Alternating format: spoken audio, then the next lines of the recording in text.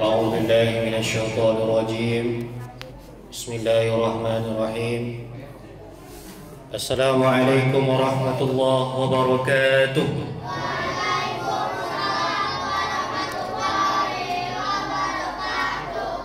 الحمد لله والصلاة والسلام على رسول الله وعلى آله ومن والاه. اللهم انفعنا بما علمتنا وعلمنا ما ينفعنا وزدنا علما. رب اشرح لي صدري ويسر لي أمري واحلل عقدة من لساني يفقه قولي. أما بعد. Saya hormati pengurus Masjid Al-Ikhwan, Pak Imam Muadzin, juga yang saya hormati Bapak Ibu, cici dan puan-puan yang besar tak dihimbau gelar, yang kecil tak dapat disebut nama. Mudah-mudahan kita yang hadir malam hari ini senantiasa diberikan kesehatan, karena memang amaliyah Ramadan ini adalah amaliyah fisik, amaliyah yang sangat membutuhkan kesehatan. Juga tentunya semoga Allah anugerahkan kepada kita nikmat istiqomah mengisi Ramadan ini dengan kebaikan-kebaikan. Amin ya rabbal alamin. Saya 2011 mulai berceramah, jadi anggota MDI Kota Pekanbaru dari semester 2 kuliah di UIN Suska Riau. Jauh berjalan, banyak dirasa. Baru inilah saya kena marah di telepon orang. Tiba-tiba tadi nelpon saya, Taufik. Siapa yang bernama Taufik di rumah ini? Tiba-tiba ada nelpon saya, panggilnya saya Taufik. Saya tengok orang rumah saya, bukan pula Taufik nama rumah saya. Orang rumah saya namanya Dewi. Siapa pula Taufik? Nama saya Sukri, saya bilang. Ini salah nih tulisan ini. Saya orang Melayu, saya bukan Muhammad Syukeri. Kalau Syukeri ini orang Jawa biasanya. Apalagi kalau Supri. Saya orang Melayu, saya. Syukri, bersyukur. Mana tugas malam nih di Masjid Al-Ikhwan? Tahu tempatnya? Tahu. Datang kan? Insyaallah. Siapa nih, saya bilang. Marah-marah pula. Oh, saya baru marah-marah sama anak-anak. Saya matikan lah. Daripada balik saya yang marah-marah kan, saya matikan lah. Jadi kadang ada pemberitahuan ceramah nih dia di WA-nya Ustadz. Nanti malam jadwal Ustadz di masjid kami ya. Ada yang cuek, tak dibalas sama sekali. Mau datang, mau ndak, matilah situ. Nah, ini baru variasi baru. Tiba-tiba kena telepon, saya kena gertak. Alhamdulillah malam ni hujan, jadi emosi itu agak reda juga. Lewatlah mobil, kena siramlah muka kan. Alhamdulillah. Perkenalkan, nama saya Muhammad Syukri. Saya ni penyuluh kantor KUA Sair. Jadi ibu-ibu, biasanya kan habis surah Idul Fitri ini ada evaluasi majelis taklim ustadz-ustadz. Kami ini kan bertugas untuk memberikan penyuluhan ke masyarakat. Jadi saya penyuluh di sini bersama Ustadz Zarkoni, Ustadz Yusnedi. Jangan pikirkan amplopnya, Bu. Kalau dibuka ruang kerja saya itu isinya amplop semua. Jadi saya tidak butuh amplop. Oh, saya pikirkan amplopnya. Insya Allah gratis. Malam ini judulnya 4 tipikal anak dalam Al-Quran. Yang pertama, ini tolong ditulis baik-baik ini. Kalau tak sampai tulisan kau ini 5 baris, takkan sudi aku tanda tangani. Dengar kau. Cepat, kalau nggak berisi, nggak kan aku mau tanda tangani. Ini kadang ayahnya pula yang ngasih buku tuh kawak kosong. Apa judulnya? 4 tipikal anak dalam Al-Quran. Yang pertama dalam surah Al-Furqan ayat 74. Apa kata Allah? Rabbana hablana min azwajina wa dhurriyyatina qurrata a'yun waj'alna lil muttaqina imama. Ya Allah, anugerahkan kepada kami min azwajina, dari istri-istri kami, wa zurriyatina, dan juga keturunan kami, qurrata a'yun, yang sejuk dipandang oleh mata, waj'alna lil muttaqina imama, lalu jadikan kami pemimpin yang bertakwa. Apa tadi artinya? Rabbana hablana min azwajina, ya Allah, anugerahkan kepada kami dari istri-istri kami. Jadi banyak atau sedikit istri apa? Banyak. Jadi kalau istrinya satu, bisa nggak dipakai doa nih? Bisa. Karena orang yang berdoanya banyak. Sama seperti orang yang membaca Allahumma ghfir lana wali walidaina, ya kan? Allahumma ghfir lana wali walidaina warhamhuma kama rabbayana shaghira. Itu bisa nggak dipakai doanya untuk orang banyak? Itu doa orang banyak yang mak ayahnya sama. Kalau mak ayahnya beda, bukan Robban apa sih? Allahumma ghfir lana dzunubana wali walidaina, tapi wali walidina. Warhamhum, bukan warhamhuma. Karena orang tuanya banyak, bukan berdua aja. Kecuali doa adik beradik, banyak dia yang berdoa, dan orang tuanya cuma dua, baru warhamhuma, kasihanilah keduanya. Tapi kalau dia ramai, warhamhum, kasihanilah mereka. Kama rabbauna, bukan rabbayana. Sighara, bukan shaghira. Jadi jangan salah. Ini makanya perlu kita belajar nahwu dan shorof. Nah, dalam ayat ini dijelaskan, ternyata doa yang kita panjatkan dalam setiap solat kita itu, Bapak Ibu sekalian, bersumber dari Al-Quran. Kemudian yang kedua, tipikal anak yang dijelaskan dalam Al-Quran ialah menjadi sebuah perhiasan. Apa kata Allah?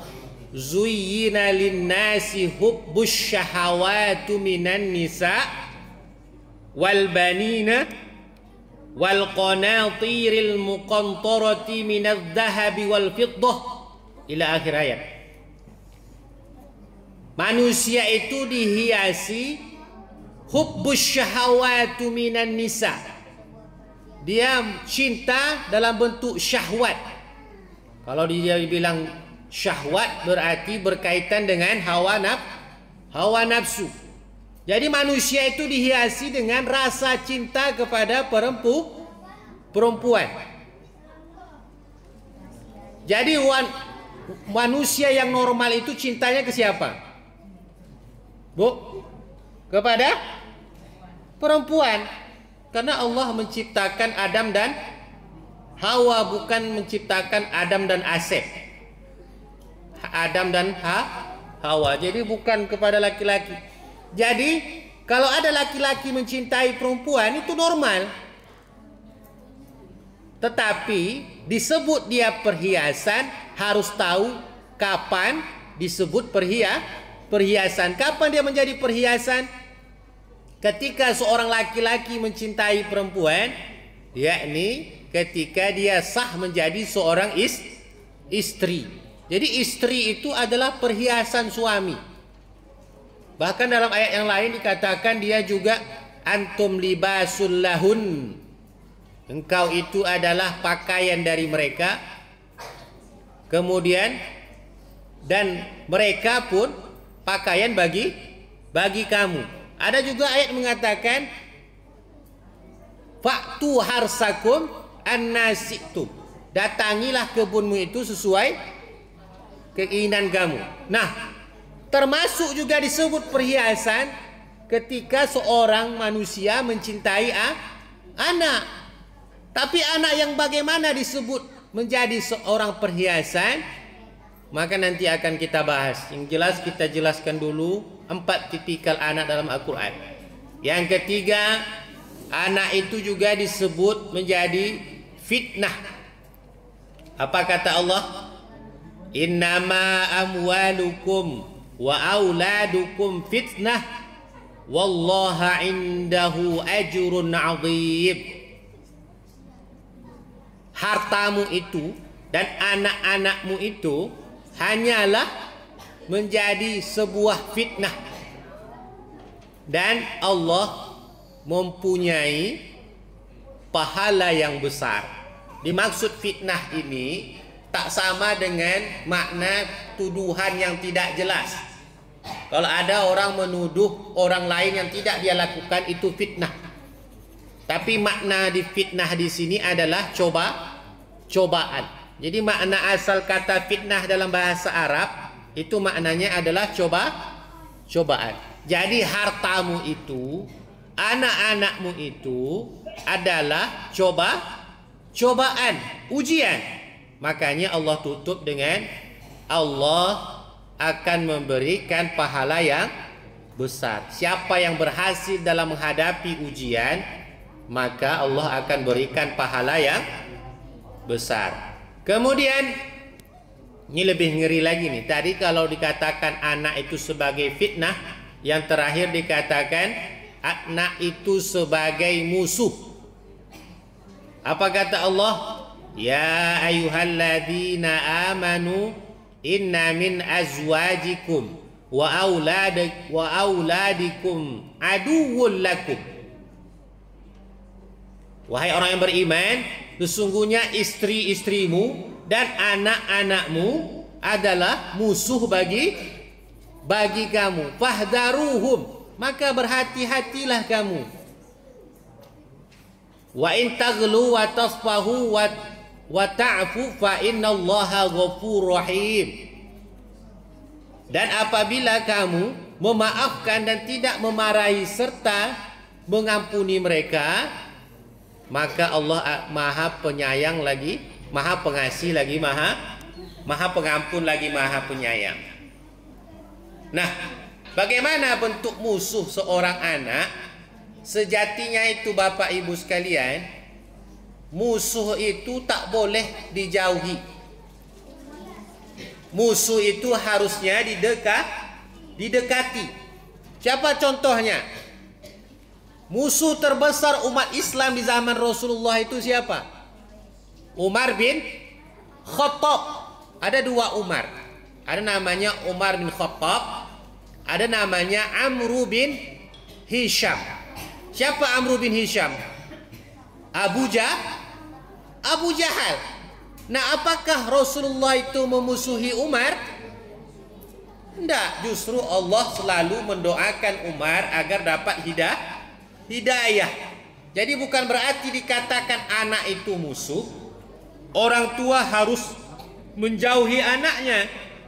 Tetapi maksudnya adalah harus mendekati. Nah, Bapak Ibu yang dirahmati Allah, tadi dikatakan anak itu menjadi seorang penyejuk mata, penyejuk hati. Yang kedua apa tadi? Menjadi perhiasan. Yang anak-anak yang mencatat nih. Yang ketiga, anak dikatakan sebagai fitnah. Yang kelima, anak dikatakan sebagai musuh. Nah, Bapak Ibu yang dirahmati Allah, banyak di antara kita ini Allah berikan anak. Banyak. Tapi tak sedikit pula yang Allah beri ujian tidak punya anak. Saya tahun lalu baru dapat telepon dari kawan, dia duluan nikah dari saya. Saya umur pernikahan saya bulan 7 ini 6 tahun. Sementara dia lebih dahulu nikah sekitar 5 bulan dari saya. Dan tahun lalu setelah 5 tahun dia menunggu, saya datang ke rumah dia, baru dia katakan alhamdulillah istrinya sudah hamil 7 bulan. Waktu itu bulan 7. Ketika bulan 9, waktu itu saya masih tugas di Siak. Bulan 9 2023, dia telepon saya. Kawan, tolong doakan dulu. Anak saya sudah meninggal. Istri saya sedang koma. Oh, mudah-mudahan sehat-sehat, saya bilang. Banyak sabar. Tapi apa yang terjadi? 2 hari setelah itu dia kabari istrinya pun meninggal. Jadi anak ini memang menjadi sebuah anugerah yang sangat luar biasa, diidam-idamkan oleh orang. Sejelek apapun anak yang lahir, pasti orang yang menyambutnya tertawa. Mau itu rambutnya keriting, mau hitam macam mana pun, bahkan maknya bilang, "Oh, anakku ni putih kemerah-merahan." Padahal orang nengoknya hitam. Itulah saking bersyukurnya manusia ketika diberikan seorang anak. Tapi jangan lupa, bagaimana cara kita menjadikan anak itu menjadi seorang penyejuk hati, menjadikan anak itu menjadi seorang perhiasan yang ketika perhiasan itu dipakai akan terlihat keindahan. Kadang kan ada orang yang pakai perhiasan ini terlalu menor, ya kan? Akhirnya terlihat jelek. Bagaimana caranya supaya dia benar-benar menjadi seorang penyejuk hati dan juga menjadi seorang perhiasan? Maka dimulai dari jauh-jauh hari. Kapan itu? Ketika mencari ibunya. Mencari ibunya ini nggak boleh seperti mencari bakwan. Ini nanti yang anak-anak ini dengar nih. Orang cari bakwan tuh bagaimana orientasinya? Mau yang gemuk, yang padat. Ini anak-anak sekarang kalau mau cari jodoh, kalau bisa yang montok-montok seperti bakwan. Ini ketawa tuh. Kenyataannya kayak gitu memang. Makanya banyak perempuan sekarang ini, maaf, banyak yang operasi, betul tak? Yang pesek dimancungkan, yang agak kendor dimajukan, baik itu bagian depan atau bagian belakang. Tapi masalahnya orang makan bakwan ada bosan apa enggak, Bu? Ada bosan kan? Begitu juga terjadi. Makanya enggak heran sekarang angka pernikahan itu sama dengan angka perceraian. Padahal Rasul katakan, carilah jodoh itu fadfar bidzatid taribat yadaka. Pilihlah yang kuat agamanya, maka kamu akan selamat. Ibu udah pernah nonton film Indosiar, Bu? Ibu ada film yang apa namanya? Ku menangis, ya kan? Kira-kira itu yang jahat, yang jadi pemeran antagonisnya, yang cantik apa yang jelek? Hah? Yang cantik rata-rata yang jadi jahat kan? Coba bayangkan awak laki-laki pulang kerja di rumah nampak istri cantik, tapi waktu awak kelaparan nasi tak ada. Waktu awak nak pakai baju kotor semua. Kira-kira masih cantik dah awak tengok bini awak? Tidak kan ada cantiknya lagi. Makanya pilih agama. Apa sebab? Karena ibunya itu akan menjadi madrasatul ula. Udah siap nyatatnya nih? Pantaslah meribut kau. Udah selesai kau nyatat. Udah sampai 5 baris. Nah, yang terakhir, yang paling penting itu, orang tua tak boleh lepas mendoakan anak-anak.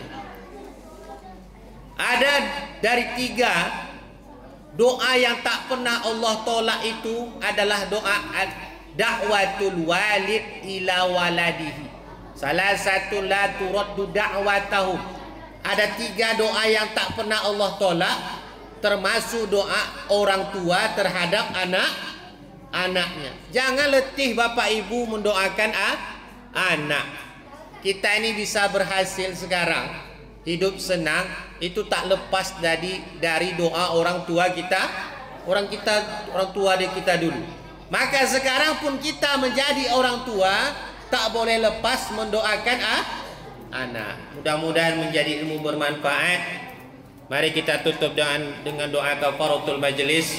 Subhanakallahumma wa bihamdika Asyhadu an la ilaha illa anta astaghfiruka wa atubu ilaik. Assalamualaikum warahmatullahi wabarakatuh.